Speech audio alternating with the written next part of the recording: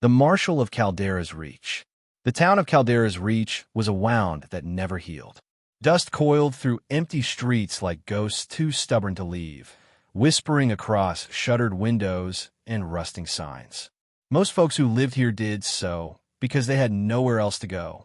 But Marshal Jace Rourke stayed because of a promise, one whispered in a war-torn hospital bay 5 years ago.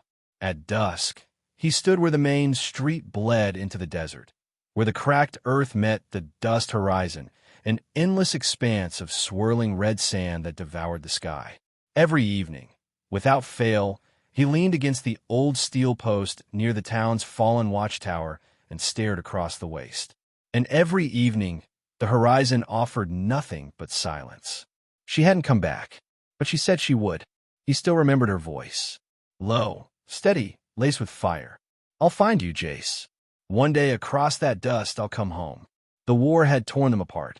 She was a combat medic, Dr. Ilera Vance, sent on a last-ditch mission to save a refugee convoy during the final days of the Crimson Collapse. Jace had begged her not to go. She went anyway.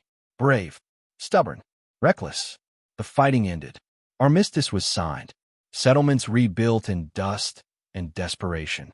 But Ilera never returned. He thought she was dead, until today. That morning, a scrambler drone limped into town from the old relay towers north of the ridge, engines sputtering and antennae chewed by wind. Jace had picked it up from the wreckage himself. The message inside was short, distorted, but real. Jace, she's alive. Ilera's coming. Crimson Spur is hunting her. Help her before it's too late. No sender. No coordinates. Just those words, and a weight like a storm dropping into his chest. He hadn't told anyone. Not Milo, his young deputy. Not Arlen, the saloon owner. This wasn't town business. This was his ghost, his vow. Now, the sun sank low behind the canyon cliffs, throwing long, blood-colored shadows over the town. A dry wind howled, tugging at his coat. He adjusted the worn marshal's badge on his chest and let his hand hover near his sidearm. It wasn't for show. He wasn't the only one who'd heard the transmission. They'd been seen, Crimson Spur riders, just west of the Salt Flats. Scouting, watching. Not many dared ride through the dust, but the Spur gang weren't afraid of storms. They were bounty hunters, mercenaries, killers. If someone put a price on Ilera's head, they'd chase her through hell. Jace narrowed his eyes. In the distance, the horizon rippled with heat, a blur of motionless fury. He searched it for shapes, any movement. Nothing yet. Marshal! He turned. Milo, barely 20, stood there, nervous, chewing the corner of his lip like always. Something wrong? Jace asked. Got report from the traders that Spur riders hit a refuel depot 2 towns over. Left no one breathing. Milo paused. They were asking about a woman. Medic. Said she's got something worth dying over. Jace's heart thudded. You think she's really alive? Milo asked quietly. Jace looked back to the horizon. I know she is. You gonna go after her? No, his jaw tightened. I'm gonna wait. She's crossing the dust for me. I'm not letting her do it alone. Milo stepped beside him, glancing toward the west. You really believe someone risked that kind of hell just to come back to a place like this? Jace's voice was low. She's not coming back for the place. Silence stretched between them. Then Milo nodded once, then walked off, boots crunching dry grit. Jace didn't move. He watched the sky grow dark. Stars bled through the dying light. The dust horizon shimmered, cruel and quiet. He stayed until the last light was gone, then turned and walked back into town. But his heart remained fixed on that endless red expanse. She was out there. He could feel it. And when she came, bloodied or burning, he'd be waiting. Through the waste she rode. The dust wastes were not meant to be crossed alone. The wind didn't just carry sand. It carried memories, poison, and the echoes of war. But Dr. Ilera Vance wasn't alone. Not really. She had her wounds, her ghosts, and the faint, impossible hope that he might still be waiting. The hoverbike sputtered beneath her, its engine coughing as if it too were trying to breathe through the dust. She leaned low, goggles tight, scarf wrapped high across her face. Her knuckles were white on the controls, her body hunched from exhaustion. She hadn't slept in nearly 2 days. Every hour, she checked the data drive tucked inside the pouch strapped to her thigh. The black case contained more than stolen medical files. It held a cure, genetic sequencing capable of reversing the post-war plague decimating the outer colonies. Syndicate officials wanted it buried. Crimson Spur had been paid well to ensure that happened. They weren't far behind. A crack of thunder echoed in the distance. No clouds in sight. Just the sound of another hoverbike engine, riding hard. Too close. She veered sharply off the salt path and ducked beneath a rocky overhang, kicking the bike into a crevice and killing the engine. Sand whipped past. Her breathing slowed. One hand rested on her sidearm. Moments later, a rider tore by, red scarf flapping like a banner of war. Crimson Spur. Their insignia, a black sun with fanged rays, was painted on the back of his armor. One scout. Alone. For now. Alara waited. 30 seconds. 60. Then eased the bike out again, careful not to stir more dust than needed. Her destination lay just a few kilometers ahead. Smuggler's Drop, a ravine sheltering a hidden passage. It was her only way through the dust horizon. She'd paid dearly for the route. Blood, secrets, and a favor from the only person on this cursed rock who still owed her anything. Lisa Vinn, black market trader, one-time rebel, and reluctant ally. By the time Alara reached the edge of the drop, her head swam with heat. Her vision blurred. She nearly lost control of the bike, but managed to land it against a rock outcropping before sliding off and collapsing to her knees. Her right side was soaked in blood again. The bullet wound from the shootout 2 days ago had reopened. She fumbled with her kit, hands trembling, injecting herself with a coagulant.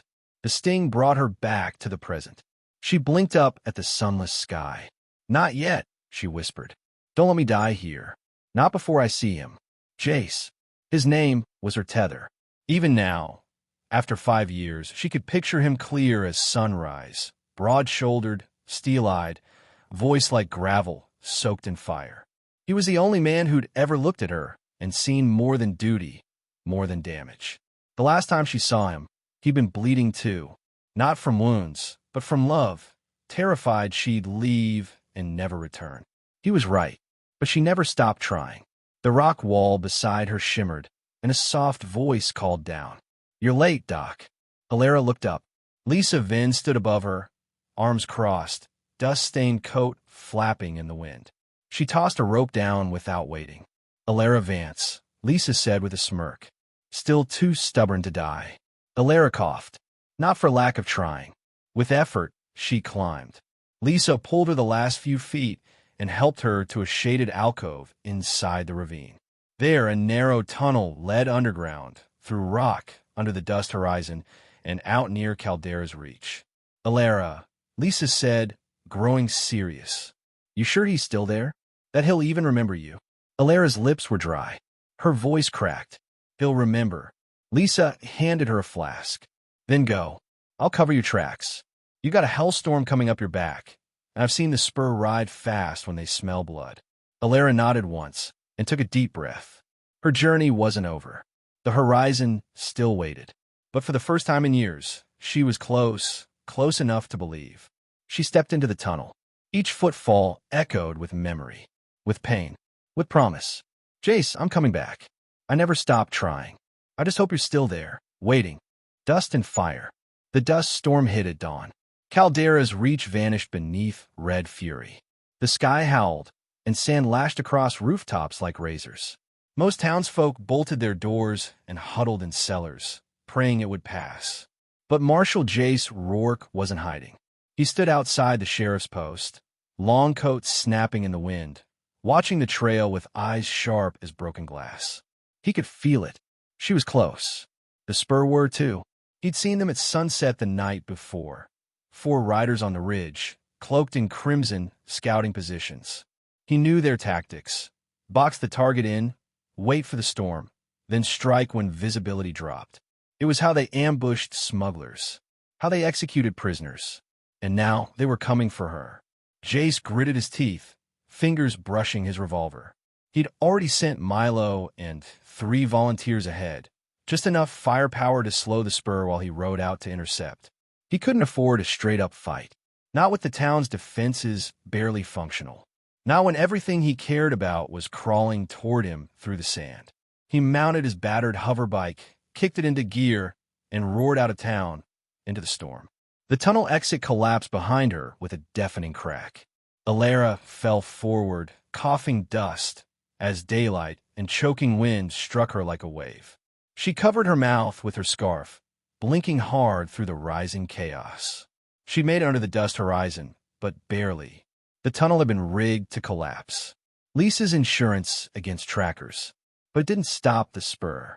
Two bikes screamed down from a nearby ridge, twins, both riders armored and masked. One fired. A bolt of plasma seared past her shoulder. She dove for cover, heart pounding. Her pistol was already drawn, hand steady despite the burn in her side. She fired twice, missed. The third shot clipped one rider's engine. The bike veered, crashed, sending the rider tumbling across the rocks. The second bore down, blade out, closing fast. Alara braced, and then a shot rang through the storm. Crack! The rider jerked mid-swing, thrown off the saddle. He crashed in a cloud of red sand. She looked up Jace, tall in the storm, coat whipping, rifle raised. He stood like a relic from another life, every inch of him worn, wild, and real. Alara's breath caught. He didn't speak. He just dropped the rifle, crossed the space between them in 3 strides, and pulled her into his arms. She gasped against his chest, fingers curling into his coat. The scent of leather, dust, and home overwhelmed her. He didn't shake, didn't hesitate, just held her like he'd been built to do it. "I told you," she whispered, voice cracking. "I'd come back." Jace pulled back just enough to look in her face. "And I told you," he rasped, "I'd wait." No more words. There wasn't time. More bikes whined in the distance, the rest of the spur. Jace grabbed her hand and hauled her to the hover bike. "We move fast. Milo's setting a trap by the canyon pass. If we get there first, we make our stand. I'm injured. I noticed." She managed to smile. "Still faster than you." He didn't smile, but the corner of his mouth twitched. They took off, twin engines screaming across the cracked terrain. Plasma fire chased their heels. Alara leaned into him, head tucked against his back. Even through the roar of the storm, she could hear his heartbeat, steady, like a drum in a battle march. They reached the canyon just as the spur did, 6 bikes, blood-red flags snapping. Milo and the volunteers were dug in behind rocks, firing from elevated ledges. The spur pushed forward and hit a wall of fire. Mines exploded. Sand burst skyward. Jay spun the bike behind a ridge, shielding Alara as chaos erupted. The air stank of scorched metal and screams. In the thick of it, she turned to him. "Why did you wait, Jace? All these years?" He looked at her. Not through her, not past her, but at her. Because some things are worth the dust. Worth the silence. Worth everything. She reached out, her bloodied fingers lacing with his. They were alive. Together. And the storm had finally brought her home. Across the dust horizon. By morning, the storm was gone. The dust horizon lay still, flat and sun-scorched, as if it had never raged. The sand no longer screamed. The wind had quieted. And in the aftermath of battle, Caldera's reach stirred with something it hadn't felt in years. Hope. Jay stood on the porch of the sheriff's post, his arm wrapped tight in bandages. The wound from the fight ached, but he welcomed it. It reminded him the pain had been worth it. Across the street, inside the old saloon, Dr. Alara Vance treated the wounded. Her coat was stained, her hair a tangled mess of wind and grit, but she moved with certainty. He watched her press a palm to a patient's shoulder, speak calm words, steady a frightened girl's breathing. People listened to her, trusted her. She wasn't just a survivor. She was a lifeline. Milo stepped up beside Jace, cradling his rifle. "She's something, isn't she?" the deputy said. Jace didn't answer right away. He watched as Alara stood, leaned wearily against the table, and smiled faintly when a child offered her water. "She always was," he finally said. They stood in silence a moment longer. "You stepping down?" Milo asked, glancing at the badge still clipped to Jace's coat. Jace nodded. You've seen what this town is. What needs? I waited 5 years for something that finally crossed the horizon. I'm not wasting another day behind this door. It's yours if you want it. Milo blinked. You sure? Jace unpinned the badge and pressed it into his hand. I've never been more sure. By midday, the town gathered outside the saloon. News had spread. Elara Vance, once marked a traitor and fugitive, had returned with more than a story. She carried data that could heal entire colonies. I ran because they tried to bury this, she told the townsfolk. But I came back because I believe in what we can still build. If we stop running. No one moved to stop her. No, the bounty hunter stepped forward. Even the last Crimson Spur straggler had limped off into the waste. People chose her, just like Jace had. Later, she found him where she always had, by the edge of town, staring into the endless dust. He heard her footsteps, but didn't turn. You still got that bad habit of walking up quiet. And you still brood too much, she said softly. He smiled. She moved beside him, gaze fixed where his had been, out toward the horizon. It looked so different now. Not a prison, not a scar, just space. Space between what had been and what came next. You're not running anymore? He asked. I ran long enough. He looked at her. And after the healing work?